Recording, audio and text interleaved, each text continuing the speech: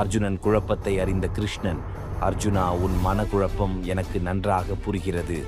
நீ கர்ணனுடைய தேரினை 30 அடிகள் தள்ளினாய்.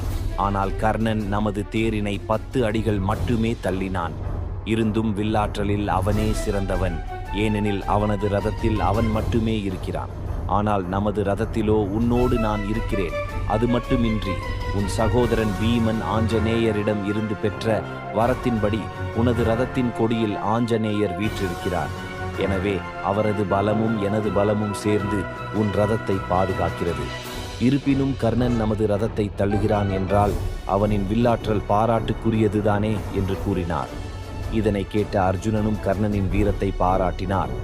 ரதத்தில் சாரதி இல்லாமல் தேர் சக்கரம் சேரில் மாட்டிக்கொண்டு கற்ற வித்தைகள் அனைத்தும் மறந்து போர்க்களத்தில் நிற்கும் போதுதான் அர்ஜுனனால் கர்ணனை கொல்ல முடிந்தது என்றால் அதுவே அவரின் வீரத்திற்கு கிடைத்த அங்கீகாரமாகும்.